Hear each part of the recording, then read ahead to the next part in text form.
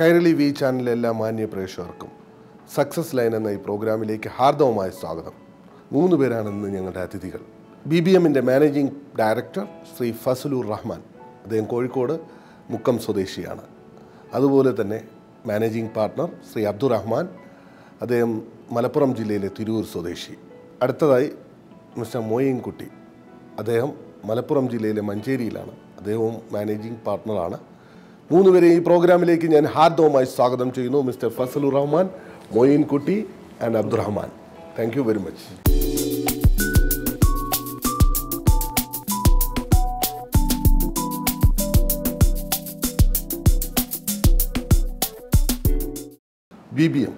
BBM എന്നൊരു ആശയം ഇന്ന് UAE വളരെ ശക്തമായ രീതിയിൽ ഒരു ശ്രദ്ധേയമായ ഒരു സാന്നിധ്യം അറിയിച്ചുകൊണ്ട് ബിസിനസ് രംഗത്ത് മുന്നോട്ട് പോകുന്നു. 2007 ഈ ബിസിനസ് സംരംഭം ആദ്യമായി തുടങ്ങുന്നത്, അല്ലേ? അതെ, 2007. പക്ഷേ ഫസലുർ റഹ്മാനാണ് യഥാർത്ഥത്തിൽ ഈ ബിസിനസ്സിലേക്ക് ആദ്യം എൻട്രി ചെയ്യുന്ന ആൾ.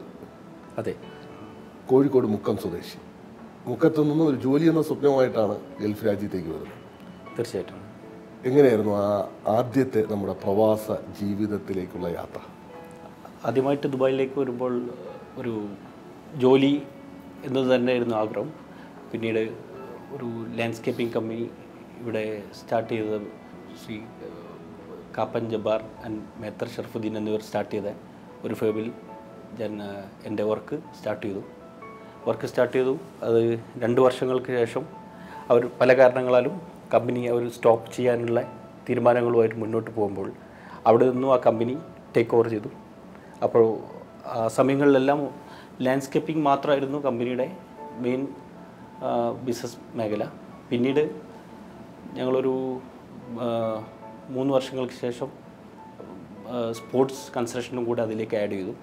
ഇപ്പോൾ ദുബായിൽ വളരെ വിരലിടാവുന്ന കമ്പനികളെ ലാൻഡ്സ്കേപ്പിങ്ങും സ്പോർട്സും കൂടെ ഒരു സൊല്യൂഷനായിട്ട് കൊടുക്കുന്ന അതിൽ ഒരു കമ്പനിയായി മാറ്റുവാൻ BBMന് സാധിച്ചു. അതെ, ഇനിയും കൂടുതൽ കാര്യങ്ങൾ മെച്ചപ്പെടുത്തുവാൻ വേണ്ടിയിട്ട് ശ്രമിച്ചുകൊണ്ടിരിക്കുകയാണ്. ഇനിയും പുതിയ ടെക്നോളജീസ്, പിന്നെ പുതിയ മിഷനറീസ്, പിന്നെ നല്ല ഇപ്പോൾ ഇതുവരെയുള്ള നമ്മുടെ ക്ലയൻസ് എല്ലാം വളരെ സാറ്റിസ്ഫൈഡ് ആണ്. മോയിൻകുട്ടി, മലപ്പുറം ജില്ലയിലെ മഞ്ചേരി, എത്ര വർഷമായി പ്രവാസ ജീവിതം ആരംഭിച്ചിട്ട്?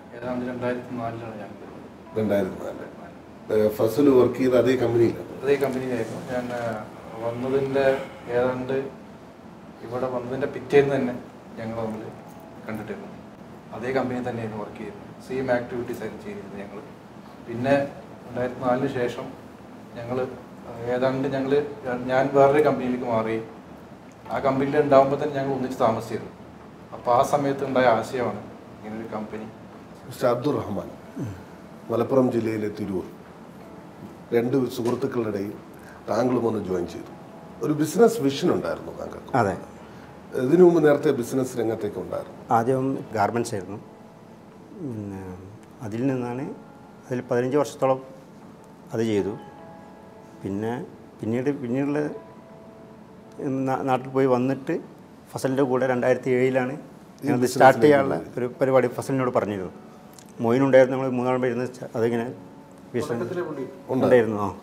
ആദ്യമായിട്ട് ഒരു ജോലി എന്ന സ്വപ്നമായിട്ട് തന്നെയാണ് ആദ്യമായിട്ട് ജോലിയായിട്ടാണ് വന്നത്. ഒരുപക്ഷെ ഈ രണ്ടുപേരെക്കാൾ ഗൾഫ് പ്രവാസ ജീവിതത്തിൽ ഏറ്റവും കൂടുതൽ എക്സ്പീരിയൻസ് ഉള്ള ആള് അബ്ദുറഹ്മാൻ തന്നെ. 25 വർഷത്തോളമായി. 25 വർഷം 90 വന്നിരുന്നു. സ്റ്റാർട്ട്. ഇവിടെ BBMന്റെ ഏറ്റവും വലിയൊരു പ്രത്യേകത സ്പോർട്സ് കൺസ്ട്രക്ഷൻ രംഗത്തും കൂടി ലാൻഡ്സ്കേപ്പിന് എന്തൊക്കെ സാധ്യതകളുണ്ടെന്നുള്ളത് പ്രൂവ് ചെയ്തത്. അതെങ്ങനെയായിരുന്നു? ഞങ്ങൾക്ക് ലാൻഡ്സ്കേപ്പിംഗ് വർക്കുമായിട്ട് ഞങ്ങൾ മുന്നോട്ട് പോയിക്കൊണ്ടിരിക്കുന്ന സമയത്ത് നമ്മൾ സൈറ്റ് ഇൻസ്പെക്ഷന് വേണ്ടിയിട്ട് പോകുമ്പോഴും ആദ്യമൊക്കെ നമ്മൾ തന്നെയായിരുന്നു വർക്കേഴ്സിനെ, മീൻസ് ഞാൻ തന്നെ ഡ്രൈവ് ചെയ്ത് ഞാൻ തന്നെ വർക്കേഴ്സിനെ സൈറ്റിൽ വിട്ടു. അവരെ പിക്ക് ചെയ്യാനും പിന്നെ മെറ്റീരിയൽസ് ഡെലിവറി ചെയ്യാനും എല്ലാം പോയിക്കൊണ്ടിരിക്കുന്നു. അപ്പോൾ നമ്മൾ എപ്പോഴും കൂടുതൽ സൈറ്റുകൾ ഇങ്ങനെ കണ്ടുകൊണ്ടിരിക്കുമ്പോൾ ഈ സ്പോർട്സ് ചെയ്യുന്ന ചില സൈറ്റുകളെല്ലാം ഓൺ ഗോയിങ് വർക്കുള്ളതും കംപ്ലീറ്റഡ് ആയ സൈറ്റുകളെല്ലാം കണ്ടു.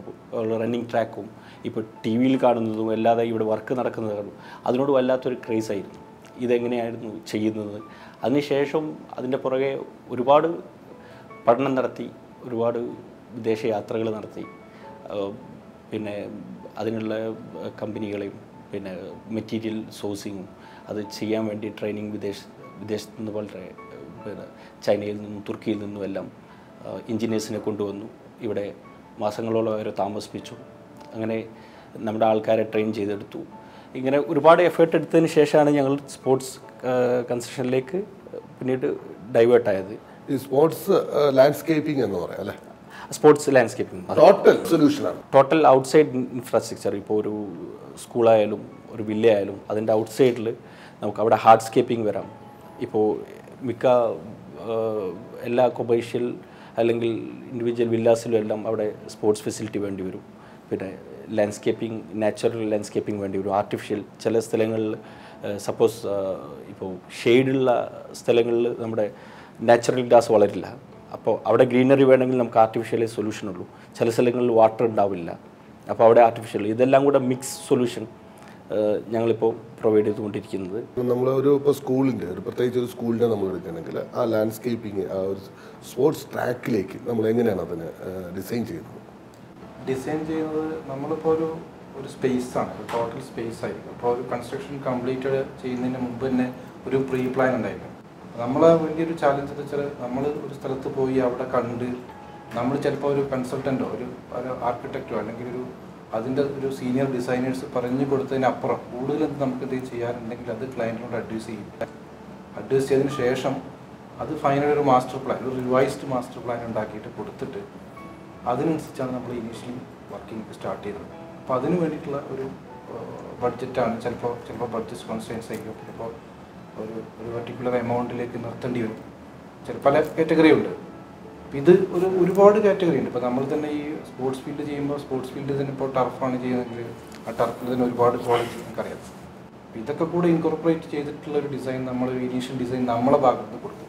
അപ്പോൾ ഇതിൽ നമുക്ക് ആർട്ടിഫിഷ്യൽ ഗ്രാസിന് നമുക്ക് ക്വാളിറ്റി വൈസ് വെച്ച് നമുക്ക് മാറ്റാൻ പറ്റുമല്ലോ. ഒരുപാട് ക്വാളിറ്റി ഉണ്ട്. അത് ഇമ്പോർട്ട് ചെയ്യുന്നതാണ്. ചൈന, തുർക്കി എന്നുള്ള സ്പെയിൻ എല്ലാ സ്ഥലങ്ങളിലും ഇമ്പോർട്ട് ചെയ്യുന്നുണ്ട്. അപ്പോൾ ഇവരുടെ ഈ കസ്റ്റമറിൻ്റെ ചോയ്സ് ആണ് മെയിനായിട്ട്. ഓക്കെ, ഇതിൻ്റെ ടർഫിൻ്റെ ക്വാളിറ്റിയേക്കാളും വളരെ പ്രാധാന്യം എന്താണെന്ന് വെച്ചാൽ ഇപ്പോൾ ഫുട്ബോൾ ടർഫിന് ഡിഫറെൻറ്റ് പ്രൈസസിൽ വരുന്നുണ്ട്. അതിനേക്കാൾ അതിൻ്റെ ലേയിങ് ആണ്. ലേയിങ്ങിന് ശേഷം ഇപ്പോൾ ആർട്ടിഫിഷ്യൽ ഗ്രാസ്, ലാൻഡ്സ്കേപ്പിംഗ് ഗ്രാസ് വളരെ ഈസിയാണ്, ജസ്റ്റ് ലേ ചെയ്ത് പോകേണ്ട കാര്യങ്ങളുള്ളൂ. ഫുട്ബോൾ ടർഫിന് അതിനൊരുപാട് മെഷീനും അതിന് ഒരുപാട് ഇൻഫില്ലിങ്ങും കാര്യങ്ങളും എല്ലാം വരുന്നുണ്ട്. അപ്പോൾ ഇവിടെ നോർമലി എല്ലാ സ്കൂൾസിലും എല്ലാ ക്ലബ്സിലും എല്ലാം ഉപയോഗിച്ചുകൊണ്ടിരിക്കുന്നത് അതിൽ ഫസ്റ്റ് സിലിക്ക സാൻഡ് ഫിൽ ചെയ്യും, അതിനുശേഷം റബ്ബർ ഇൻഫിൽ ശരിക്ക് നമ്മുടെ ഇവിടുത്തെ ക്ലൈമറ്റിൽ അതിന് സ്മെല്ല് വരാൻ ചാൻസ് ഉണ്ട്. പിന്നെ ചിലപ്പം ചെറിയ കുട്ടികളെല്ലാം അതെടുത്ത് കഴിക്കാൻ ചാൻസ് ഉണ്ട്. അങ്ങനെ ഒരു ഹെൽത്തി നല്ലതല്ല, എൻവയോൺമെൻറ്റലിയും നല്ലതല്ല. അപ്പോൾ ഞങ്ങൾ അതിന് പകരം ജിയോഫിൽ എന്ന് പറഞ്ഞ ഒരു പുതിയ പ്രൊഡക്റ്റ് കണ്ടെത്തുകയും അത് ഇന്ത്യയിൽ നിന്നും പ്രൊഡ്യൂസ് ചെയ്തിട്ട് ഇവിടെ കൊണ്ടുവന്ന് അതിനുശേഷം ഇവിടുന്ന് ഒരുപാട് പ്രോസസ്സിങ് ചെയ്തതിന് ശേഷം ഞങ്ങളത് ഇൻഫിൽ ചെയ്യുന്നു. അപ്പോൾ ഇതിന് ശരിക്കും നാച്ചുറൽ ഗ്രാസിൻ്റെ അതേ ഫീലിംഗ് ആണ് വരുന്നത്. അതിലാണ് ഞങ്ങളുടെ BBM എന്ന് പറഞ്ഞ കമ്പനി ശ്രദ്ധിക്കപ്പെട്ടതും ഞങ്ങൾക്ക് കൂടുതൽ ഓർഡറുകൾ വന്നതും. ഇതുവരെ UAE-യിൽ ഞങ്ങളുടെ അറിവിൽ ആരും ഇത് ചെയ്തിട്ടില്ല.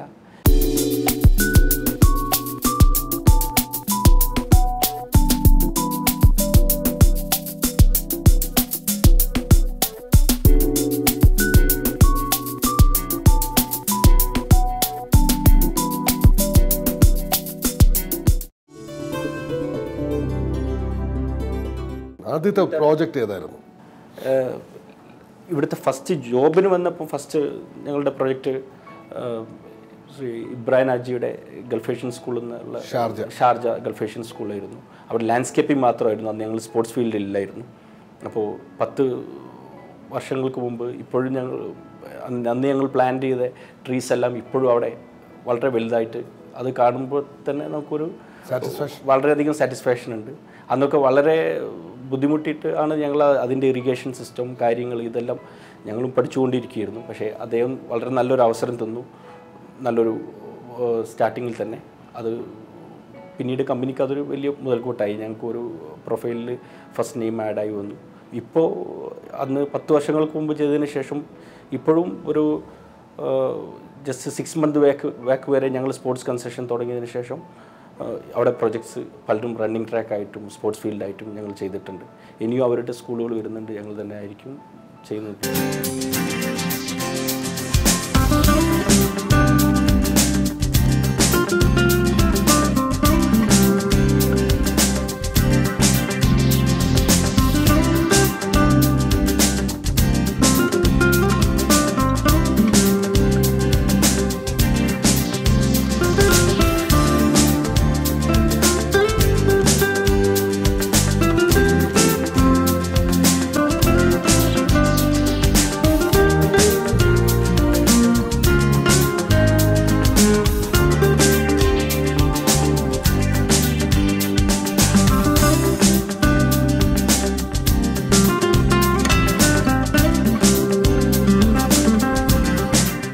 കേരളത്തിൻ്റെ സാമൂഹിക, സാംസ്കാരിക, രാഷ്ട്രീയ, വ്യാവസായിക, വിദ്യാഭ്യാസ രംഗങ്ങളിൽ എല്ലാവർക്കും സുപരിതനായ ശ്രീ PA ഇബ്രാഹിം ഹാജിയാണ് അതിഥി. BBM-ൻ്റെ ഫസൽ ഒരു ലാൻഡ്സ്കേപ്പിൻ്റെ സെഗ്മെൻറ്റുമായിട്ട് വന്നപ്പോൾ അദ്ദേഹം നൽകിയ വലിയ പിന്തുണയാണ് BBM എന്ന പ്രസ്ഥാനത്തെ ഇന്ന് നല്ല രീതിയിലേക്ക് എസ്റ്റാബ്ലിഷ് ചെയ്യാൻ സാധിച്ചത്. എങ്ങനെയായിരുന്നു ഈ ചെറുപ്പക്കാർ, കാരണം വരുന്ന ചെറുപ്പക്കാർക്കൊക്കെ താങ്കൾ നൽകുന്ന വലിയൊരു പ്രോത്സാഹനവും പ്രചോദനവും ഇന്ന് വലുത് തന്നെയാണ്. അപ്പോൾ അതെങ്ങനെ നോക്കിക്കാണുന്നു? ആദ്യമായി നമ്മൾ വന്ന് നമ്മളെ കൺവിൻസ് ചെയ്യാൻ ഫസൽ അദ്ദേഹത്തിൻ്റെ കാര്യങ്ങളൊക്കെ പറഞ്ഞു. അദ്ദേഹത്തിൻ്റെ വലിയ കുടുംബത്തിൽ പെട്ട ആൾക്കാരാണ്. മൈമൂൻ ഹാജി അറിയപ്പെടുന്ന കേരളത്തിൽ അദ്ദേഹം അവരുടെ ഓർഫനേജും പ്രസ്ഥാനങ്ങളൊക്കെ അറിയപ്പെടുന്നതാണ്. അദ്ദേഹത്തിൻ്റെ പേര് പറഞ്ഞപ്പോൾ നമ്മൾ ആദ്യം ചെറിയൊരു വർക്ക് കൊടുത്തു. ആ വർക്കിൽ മെറ്റീരിയൽ ക്വാളിറ്റി ഒരു പ്രധാനപ്പെട്ട ഘടകമാണ്. പറഞ്ഞത് അവിടെ പതിപ്പിക്കുക എന്നുള്ളത് വളരെ ഇമ്പോർട്ടൻ്റാണ്. അതിൽ ഞങ്ങളെ സംബന്ധിച്ചിടത്തോളം ഈ സിന്തറ്റിക് ഗ്രാസും പ്ലേ ഫീൽഡും പിന്നെ റണ്ണിങ് ട്രാക്കും ഒക്കെ അവർ കൊടുത്തപ്പം നല്ല രീതിയിൽ ആദ്യം ചെയ്തു. പിന്നെ അടുത്ത നമ്മുടെ സ്കൂൾ പ്രൊജക്റ്റ് കൂടെ കൊടുത്തത് മാത്രമല്ല, മറ്റുള്ളവർക്ക് അദ്ദേഹത്തെ ശുപാർശ ചെയ്യാനുള്ള ഒരവസ്ഥ ഉണ്ടായി. ഈ വീടിൻ്റെ ലാൻഡ്സ്കേപ്പും ഈ ഫൗണ്ടനും എല്ലാം അദ്ദേഹം തന്നെ ചെയ്തതാണ്. അപ്പോൾ ആ പറഞ്ഞത് ഡെലിവറി ചെയ്യുക എന്നുള്ളതാണ് ഈ കൺസ്ട്രക്ഷൻ ഫീൽഡിലെയും ലാൻഡ്സ്കേപ്പിൻ്റെയും ഇങ്ങനെയുള്ള വർക്കുകളുടെ ഏറ്റവും പ്രധാനപ്പെട്ട ഘടകം. ആ വിഷയങ്ങളിലെല്ലാം അദ്ദേഹം വിജയിച്ചിട്ടുണ്ട്.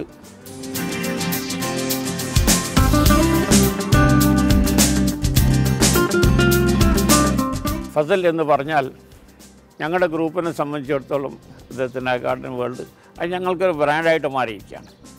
ഫസൽ അപ്പം ഡിപ്പെൻഡബിലിറ്റി അപ്പം അങ്ങനെ 1, 2, 3, 4 ചെയ്ത് കഴിഞ്ഞാൽ നമുക്കതിൽ നിന്ന് മനസ്സിലാവും അദ്ദേഹത്തിൻ്റെ ആ ട്രേഡിൽ, ആ ഫീൽഡിൽ ഒരു നിച്ച്, ഒരു പ്രത്യേകമായ ഒരു മുദ്ര പതിപ്പിച്ചു എന്ന് പറയാം.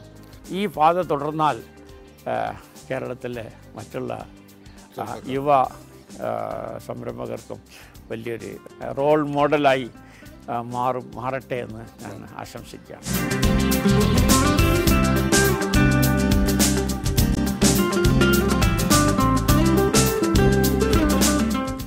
ഇതൊരു റണ്ണിങ് ട്രാക്കിലേക്ക് നമ്മൾ വരികയാണ്, synthetic.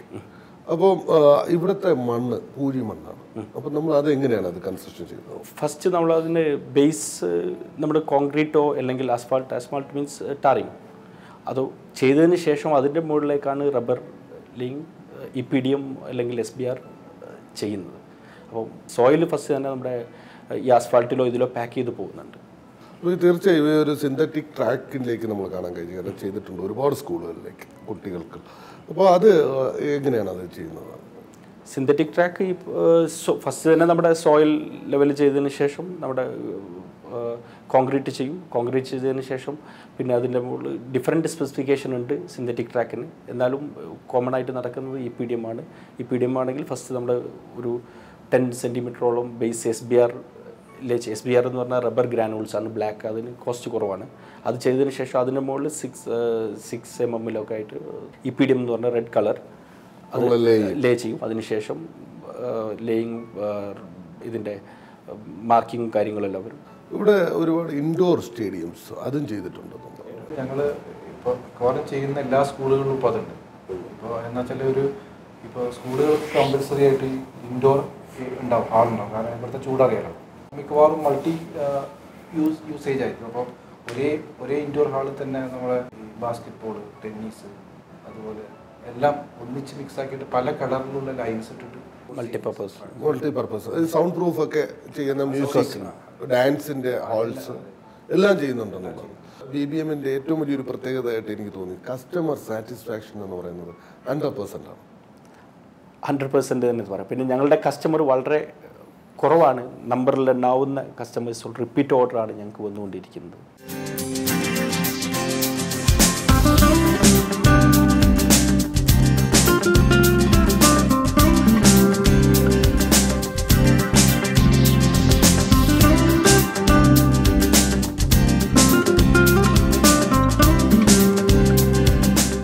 See, you have a lot of schools in Dubai, and especially Dubai, if you're looking at Indian curriculum schools, there are, I think, more than 40-50 schools are there, and for Indian schools you have either CBSE or ICSE, and personally I believe that Indian curriculum content-wise is very good, but the way we Indian schools teach, I wouldn't say it is the best way of teaching, and we as school we have a big challenge there, to improvise the way we actually conduct our teaching in the school. So we are actually following Exceed curriculum, which is actually comes under CBSE. We are a CBSE affiliated school, but we use the Exceed methodology of teaching the curriculum, and so that is a very different way. It's by a company called iDiscover I, and on our own level, we focus more on critical thinking of the child, and holistic development of the child is what our prime focus is on. So we have, as you see in our facility, we have given a lot of importance to sports, both indoor and outdoor. So we are a day boarding school. So what I mean by day boarding is that when the school finishes at 2, the kids don't go back home. They go back home only at 4 o'clock. So for 2 hours, they get to do a lot of activities like robotics, karate, football, cricket. So we combine both physical and mental activities together.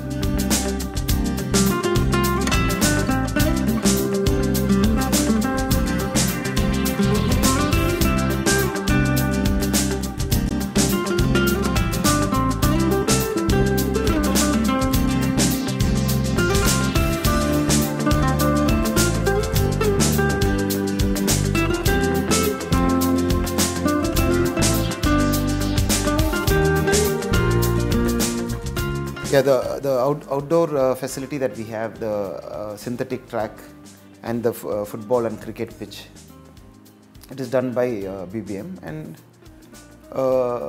initially when we were looking for this, we were looking for the good suppliers in the market, and we got to know that BBM is one among the good leading and good suppliers in the market. And they've done a very good job and very timely delivery, and we are very happy with their service even after delivery also. And very personalized relationship with our people. So things are good.